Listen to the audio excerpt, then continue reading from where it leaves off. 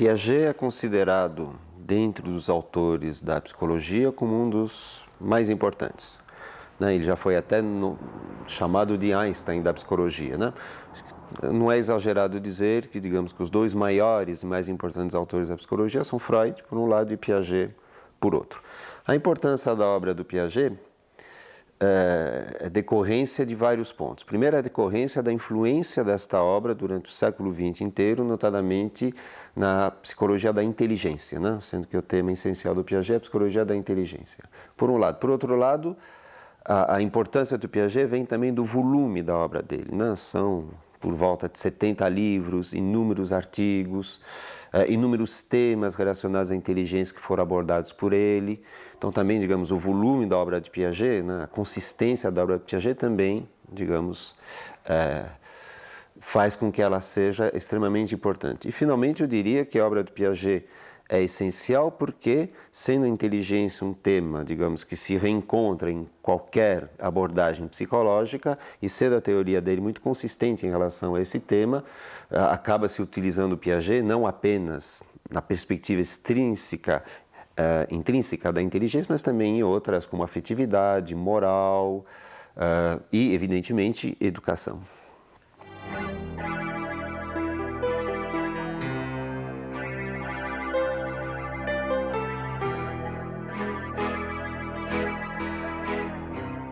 O que Piaget fez? Basicamente, a obra dele trata da questão do desenvolvimento da inteligência e da construção do conhecimento. Inclusive, ele batizou a sua teoria de epistemologia genética. Por que epistemologia? Epistemologia é filosofia da ciência, ou seja, a parte que estuda o fenômeno da ciência, do conhecimento.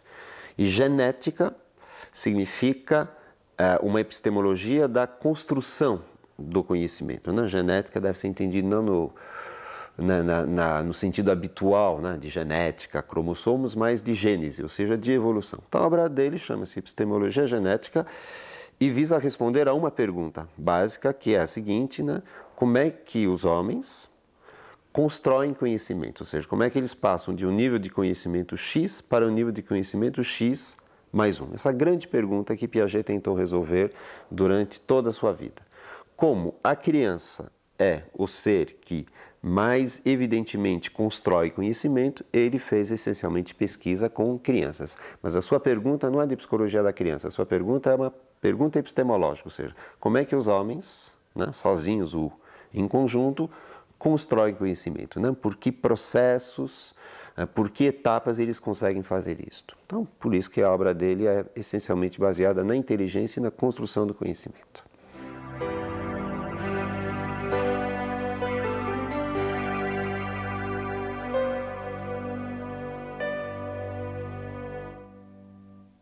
Para Piaget, inteligência deve ser definida enquanto função e enquanto estrutura. Então, enquanto função, para Piaget, a inteligência é uma adaptação. Os processos da inteligência têm a finalidade do sujeito sobreviver, adaptar-se ao meio, modificar o meio para adaptar-se melhor a ele. Isso é a função da inteligência. E do ponto de vista estrutural da descrição da inteligência, na verdade, inteligência é uma organização. Ou seja, a inteligência é uma organização de processos que permitem, se a organização for complexa, um nível de conhecimento mais complexo, superior, e se for, evidentemente, um nível de organização menos complexa, um nível de conhecimento inferior. Então, a inteligência é uma organização. E o crescimento da inteligência não se dá tanto por, digamos, acúmulo de informações, mas, sobretudo, por uma reorganização dessa própria inteligência. Ou seja, crescer é reorganizar a própria inteligência para ter mais possibilidades de assimilação.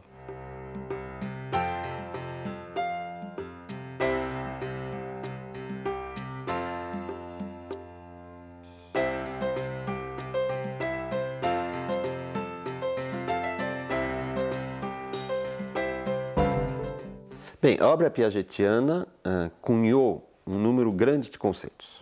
E, evidentemente, é bom a gente, digamos, explicitar alguns, que são centrais. Então, eu começaria pelo conceito de assimilação. Piaget retira o conceito de assimilação da biologia e, na sua psicologia, a assimilação significa o seguinte, ou seja, quando uma pessoa vai entrar em contato com o meio, com o objeto de conhecimento, ela retira desse objeto de conhecimento algumas informações e essas informações retidas são essas e não outras porque existe uma organização mental. Então, na verdade, assimilação significa interpretação, ou seja, ver o mundo não é simplesmente olhar o mundo, mas é interpretá-lo, assimilar, ou seja, tornar seu alguns elementos do mundo. Portanto, isso implica necessariamente em assimilar algumas informações e deixar outras de lado.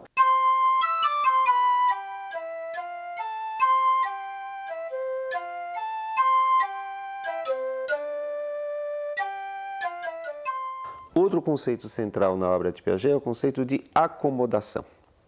Acomodação significa o seguinte: as estruturas mentais, entenda-se por estrutura mental a organização que a pessoa tem para conhecer o mundo, é capaz de se modificar para dar conta das singularidades do objeto. Portanto, se juntarmos agora assimilação e acomodação, nós vamos ter que conhecer o objeto é assimilá-lo, mas como esse objeto oferece certas resistências ao conhecimento, a organização mental se modifica e a essa modificação dá-se o nome de acomodação. Por isso que o processo de inteligência, na verdade, é sempre um processo com assimilação, acomodação.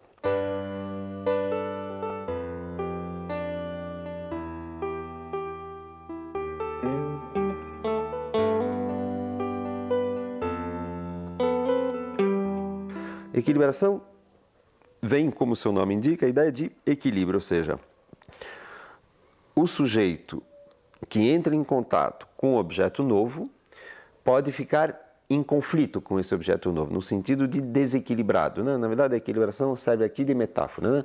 Quer dizer, o objeto não se deixa conhecer facilmente, ele tem algumas coisas diferentes, singulares, então o sujeito fica em conflito, desequilibrado, digamos assim, né? Para conhecer esse objeto, então, ele tem que acomodar-se a esse objeto, ou seja, modificar-se para dar conta desse objeto. E nesse processo é a busca, digamos, do equilíbrio, né? Então, o equilíbrio, na verdade, é a estabilidade da organização mental que dá conta do conhecimento.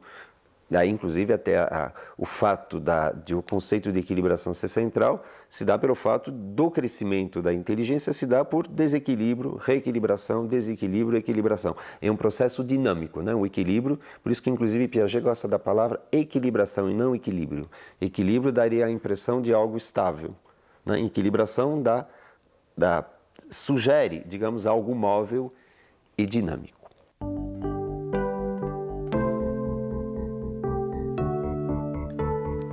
Mas dois conceitos eu acho, embora não tão conhecidos de Piaget, mas essenciais, são os conceitos de abstração empírica e abstração reflexiva. Isso é central em Piaget pela seguinte razão. Abstração empírica são as informações que eu retiro do meu objeto do conhecimento. Então, por exemplo, eu olho um quadro e abstraio desse quadro, ou desse pêndulo, dessa câmera, eu abstraio algumas informações. É uma abstração empírica porque eu estou retirando informações do objeto do conhecimento. Porém, nesse processo de eu retirar informações do objeto de conhecimento, eu também posso pensar sobre a minha maneira de me relacionar com esse objeto de conhecimento, ou seja, com as ações que eu faço sobre esse objeto de conhecimento. A abstração reflexiva é justamente as informações que eu retiro não do objeto, mas da minha ação sobre o objeto. Então, por exemplo, se eu pego um livro e sopeso esse livro, comparo esse livro com um outro mais pesado, menos pesado, eu tenho uma abstração empírica que é o peso dos livros. Mas eu tenho uma abstração reflexiva que é o fato de eu estar comparando, pensar sobre o meu agir. E para Piaget, a construção do conhecimento se dá por abstração empírica e também por abstração reflexiva, ou seja, o desenvolvimento da inteligência se dá muito a partir do processo da criança pensar sobre o mundo e pensar sobre a sua ação sobre o mundo, ao que se chama de abstração reflexiva.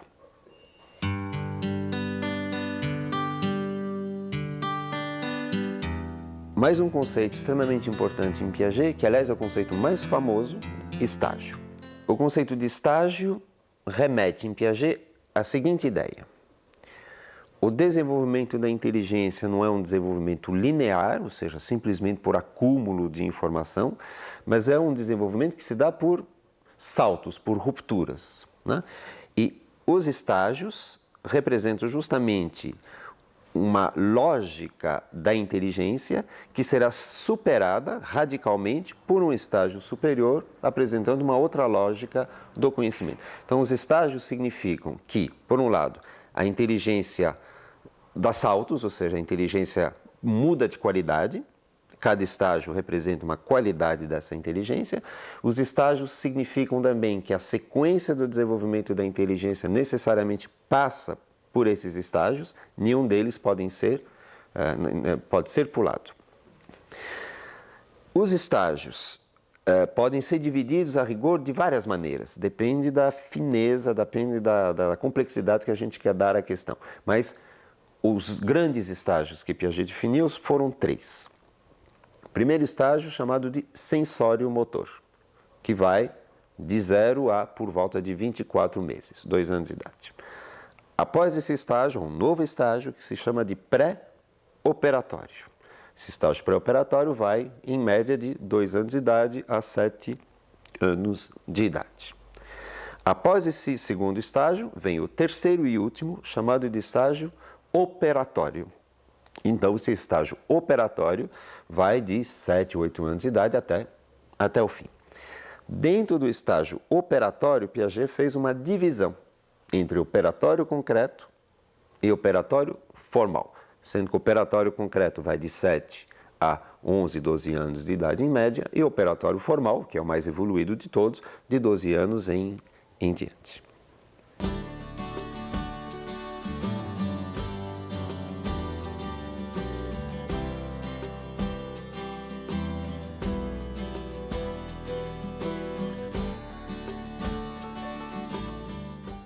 Antigamente se pensava que o bebê, ou seja, a criança de 0 a 2 anos, não apresentava nada de muito interessante do ponto de vista da inteligência e que, na verdade, a inteligência começava apenas com a linguagem, né? Essa é uma ideia que era muito forte e que ainda é forte em algumas pessoas. No fundo, o que Piaget demonstrou com uma clareza muito bonita, é que essa fase do desenvolvimento de 0 a 2 anos é extremamente rica e que, portanto, a inteligência começa a se estruturar e a mostrar, digamos, o seu valor muito antes da linguagem.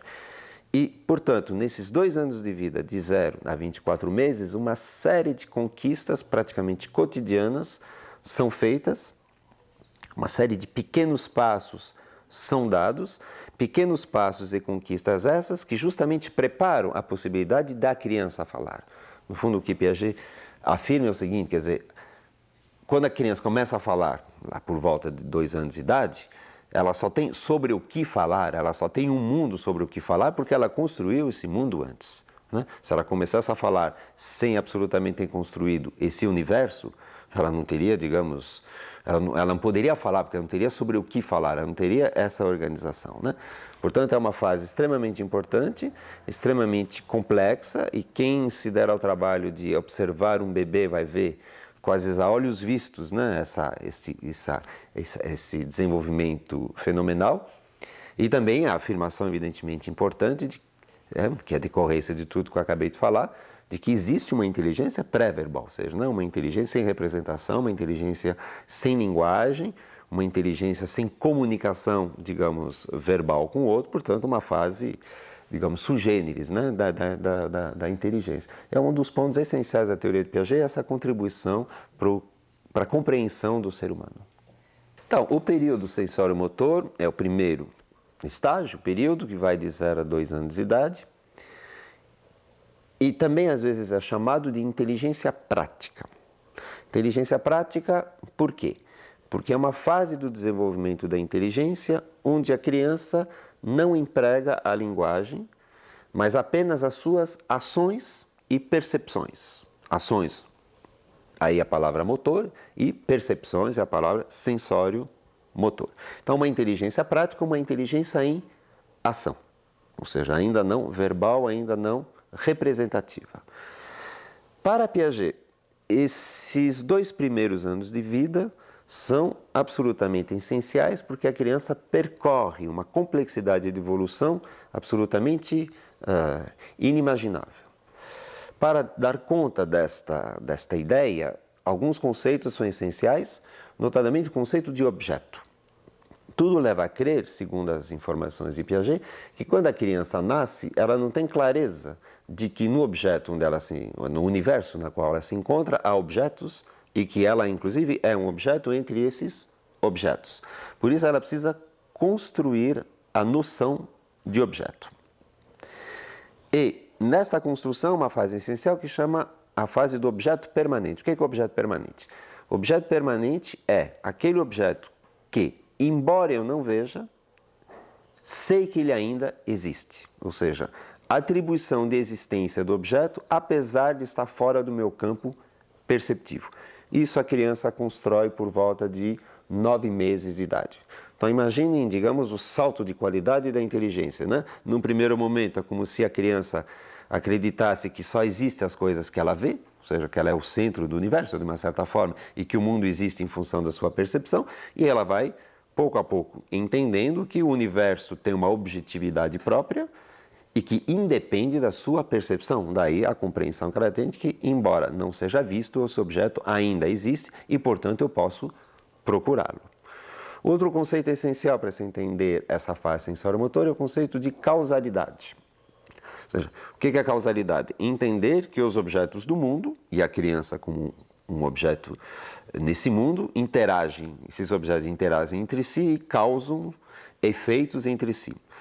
A tendência da criança até 1 ano de idade, 1 ano e pouco de idade, é a tendência que se chama de mágica, ou seja, a tendência a pensar que o objeto se move dependendo das suas próprias ações, da criança, ou então dos seus desejos. Aliás, fato que inclusive Freud também tinha reparado, chamando de onipotência infantil. Então a criança imagina num primeiro momento que na verdade ela tem as rédeas do mundo e pouco a pouco ela vai entendendo que não. Existem leis de causalidade, ou seja, o universo tem leis, o universo tem algumas regras que são seguidas e essas regras evidentemente se aplicam à própria criança. Então, a construção da ideia de causalidade, a construção do objeto e também do tempo e também do espaço, que se dá nesses 2 anos de vida, digamos, faz com que a criança consiga, num primeiro momento, ter uma objetividade do universo. Essa objetividade depois será reconstruída no nível da linguagem. Mas o período sensório-motor é essencialmente construção do universo, construção do real, lidando com esse real apenas através das percepções e das ações. Uma das conquistas importantes por volta de 9 meses, aliás, na mesma época da construção do objeto permanente, é a diferenciação entre meios e fins. Então imagina a seguinte situação, você mostra uma bola para a criança, ela quer pegar essa bola, mas você coloca essa bola, digamos, atrás de um anteparo. Atrás de um anteparo, portanto ela não pode pegar esta bola diretamente. E veja que interessante, essa criança que tem 5, 6 meses, ela sabe muito bem pegar uma almofada, digamos que um anteparo seja a almofada, e evidentemente pegar a bola, mas não lhe ocorre a seguinte sequência que qualquer um de nós faria e que ela fará quando tiver 9, 10 meses, desculpe, né? É tirar a almofada da frente para pegar a bola que está atrás. Isso que se chama diferenciação entre meios e fins, ou seja, retirar a almofada é um meio, cujo fim é pegar a bola. Então veja bem, o que falta à criança de 5, 6 meses não é saber pegar a almofada, ela já sabe.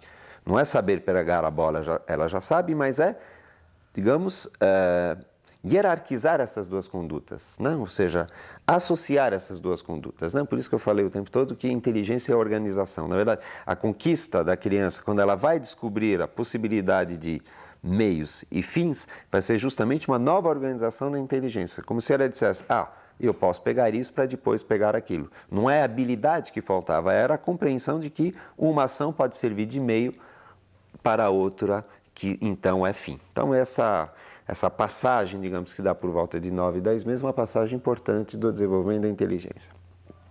Outro exemplo agora ligado ao espaço A configuração espacial é, por exemplo, a criança perceber que um determinado objeto tem 3 dimensões. Exemplo, quando a criança é bem pequenininha, por volta de 2, 3 meses, ela sabe já reconhecer uma mamadeira, né? Ela está acostumada a uma mamadeira.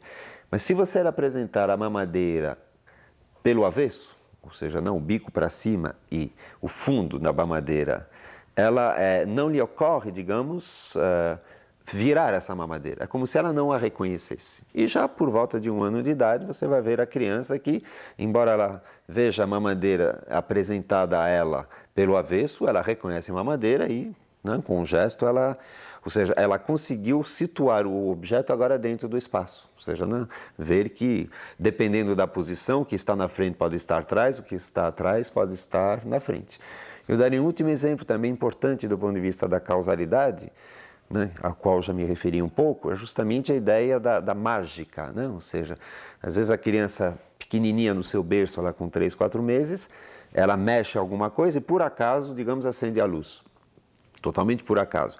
Então, ela tende a achar que foi a sua ação que fez com que a luz se acendesse, então ela vai repetir essa ação até, evidentemente, cansar, porque ela não dá isso, ou seja, a criança pequena tende a achar que são as suas ações que promovem, que causam, digamos, as transformações no universo.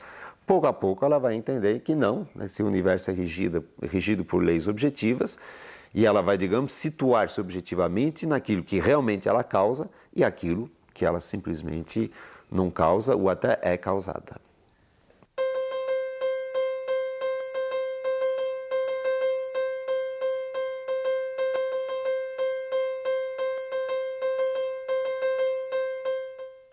Com 2 anos de idade, há a mudança de estágio, né? Como eu disse, a mudança de estágio significa que a qualidade da inteligência se modifica. Então, Piaget cunhou o nome de estágio pré-operatório. Mas também poderíamos chamar esse estágio de estágio da representação. Então, o conceito essencial desse estágio é de representação. O que é representação? Representação é a capacidade de pensar um objeto através de um outro objeto. Então, por exemplo, se eu falo a palavra casa, eu estou utilizando esse som, casa, para remeter a algo que não é esse som, evidentemente, mas que é o objeto casa, né? Então, isso que se chama de representação, ou seja, eu apresento de novo um determinado objeto através de um substituto desse objeto. Vou dar um exemplo deste comportamento novo que aparece por volta de 1 ano e meio, 2 anos de idade. Um exemplo que Piaget não pesquisou, mas que é totalmente coerente com a teoria de Piaget, que é o reconhecimento no espelho, né? Uma criança por volta de 1 ano gosta de olhar espelho, fica na frente do espelho, mas os seus comportamentos nos levam a crer que ela não se reconhece no espelho. Ou seja, ela olha a imagem que ela vê, que é a sua, como se fosse a imagem de uma outra criança, como se fosse a imagem, ou seja, não uma imagem que diga respeito a ela mesma. Tanto é verdade que se você fizer uma manchinha de tinta na testa da criança, não lhe ocorre, digamos, passar a mão para retirar essa mancha.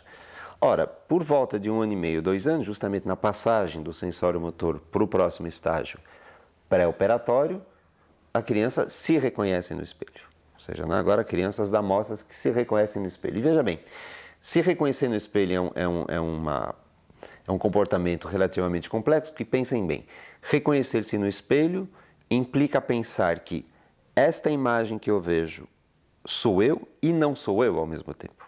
Sou eu porque me representa, mas não sou eu porque eu estou aqui e eu não estou lá. Então, na verdade, eu estou duplificado, se eu posso dizer assim. Ou seja, eu estou aqui e estou em imagem. E isso que é a representação, ou seja, conseguir pensar o mundo através de imagens deste mundo. E a criança, por volta de 2 anos, entra nesse mundo da representação, cujos comportamentos são, por exemplo, o desenho, o brincar de fazer de conta, o reconhecimento no espelho, a imitação que se chama de imitação diferida, ou seja, você vê algo e você imita esse algo, digamos, 24 horas depois, o que mostra bem que aquilo ficou em imagem, e A prova mais, digamos, elaborada disso é a capacidade de utilizar, de empregar a linguagem.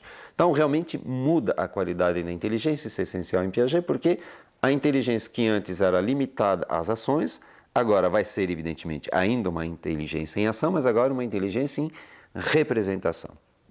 Aí a isso Piaget deu o nome de pré-operatório, porque pré-operatório significará o seguinte, ou seja, a criança trabalha com representações, mas agora terá todo um trabalho de assimilação, acomodação, equilibração, de organizar essas representações num todo coerente. Ou seja, né? E as operações significam justamente a capacidade de organizar esse mundo das representações de uma maneira coerente e estável. Isso somente acontecerá no período operatório, que começa por volta de 6, 7 anos de idade.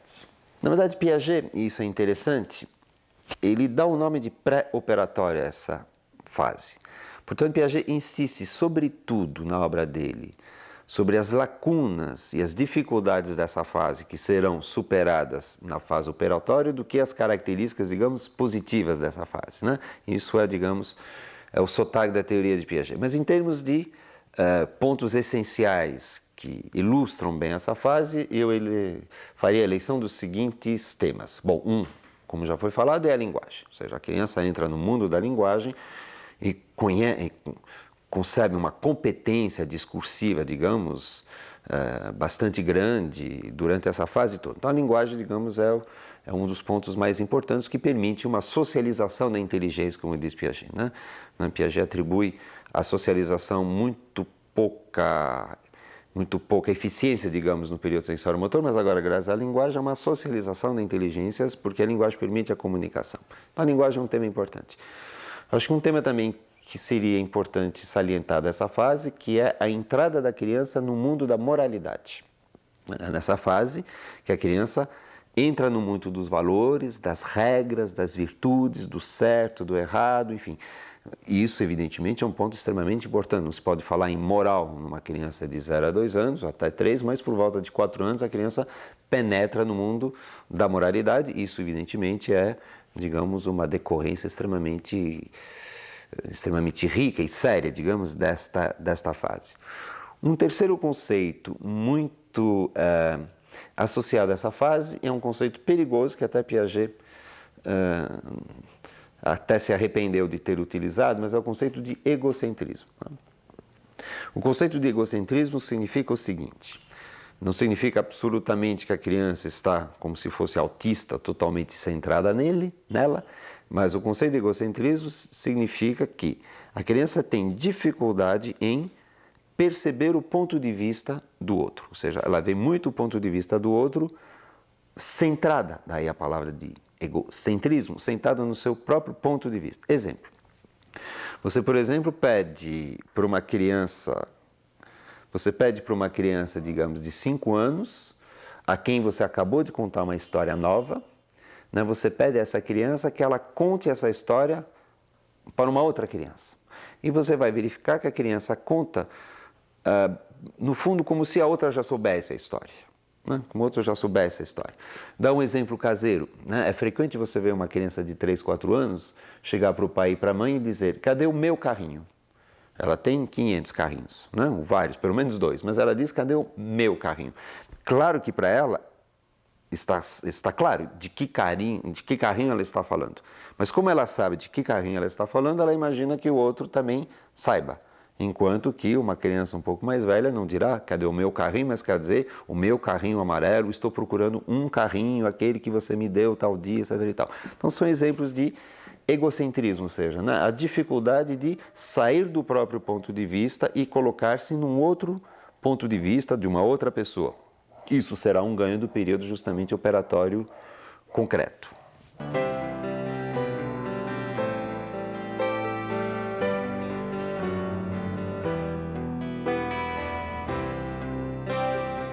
Então, veja bem, o que é interessante na teoria de Piaget é que ele vai chamar uma determinada fase de pré-operatória e a fase sucessiva de operatória. Portanto, a questão da operação é central. E como eu disse, Piaget vai ver na fase pré-operatória essencialmente o que falta para a criança ser operatória. Então, por isso temos que definir o conceito de operação. Não, o conceito de operação, tecnicamente, é o seguinte: é uma ação interiorizada reversível. Bom, então vamos explicar esses 3 termos. Ação significa ação, ou seja, manipular o mundo, trabalhar o mundo, agir sobre o mundo. Isso, a ação existe evidentemente desde o nascimento. Mas é ação interiorizada. Portanto, é ação através da representação, o que significa ação interiorizada. Agora eu vou mexer no mundo, mas através da representação deste mundo. Então, uma coisa é eu pegar essa câmera e colocar em outro lugar, é ação. Ação interiorizada será eu imaginar colocar esta câmera em outro lugar, mas não colocar essa câmera. Estou imaginando que eu estou fazendo isso através das imagens que eu tenho desta câmera. No sensório motor, a criança tem ação. No pré-operatório, a criança tem ação interiorizada. E no operatório, ela tem ação interiorizada reversível. E reversível significa o seguinte: é a possibilidade de, em imaginação, na cabeça, de forma interiorizada, pensar a ação e a anulação dessa mesma ação. Ou seja, reversível significa eu posso pensar o que eu fiz e voltar exatamente ao ponto de partida, sem cometer contradições. Uma criança pré-operatória justamente não consegue isso. Não consegue isso. Exemplo, você pergunta para uma criança de 5 anos de idade: daqui até Campinas, tem quantos quilômetros? Vamos imaginar que ela saiba a resposta, ela vai dizer 100 quilômetros. Ou seja, ela não está indo até Campinas, ela está parada pensando. Então, de São Paulo a Campinas, a 100 quilômetros. Aí você pergunta para ela a reversibilidade. A reversibilidade, no caso, seria o quê? Agora vamos pensar de Campinas para São Paulo. Evidentemente, em boa lógica, se de São Paulo até Campinas a 100 km, de Campinas a São Paulo também haverá 100 km. Nada mais do que eu fazer a volta. Só que a criança pequena dirá, não sei. Outro exemplo clássico da teoria de Piaget é a questão da parte do todo. Uma criança pequena poderá entender que ela mora, digamos, num bairro, né? Digamos Butantã. Ela sabe também que mora num lugar chamado São Paulo, mas terá muita dificuldade em entender que Butantã é dentro de São Paulo. Se ela está pensando em Butantã, quando ela está pensando em São Paulo, é São Paulo. Nessa mesma linha, se você pergunta para uma criança, tem mais rosas ou tem mais margaridas? Digamos que tem essas flores na frente dela e que tenha mais rosas, ela vai dizer tranquilamente, porque a percepção basta para isso, ela vai dizer que tem mais rosas do que margaridas. Mas aí você faz a seguinte pergunta para ela: o que tem mais? Flores, significa o conjunto das margaridas mais as rosas, ou mais rosas? Aí você está pedindo para ela comparar o todo, que é juntar margaridas e rosas, com a parte, que é separar margaridas e rosas e ficar apenas com as rosas. E a criança não sabe responder, ou então responde frequentemente, tem mais rosas. Ou seja, o pré-operatório é, sintetizando, ação interiorizada, mas ainda não reversível. Entenda-se, não reversível, ainda não com a organização lógica dessas representações. O período operatório será justamente a conquista dessa organização lógica do pensamento que permite chegar à verdade sem contradições. Olha, um aspecto importante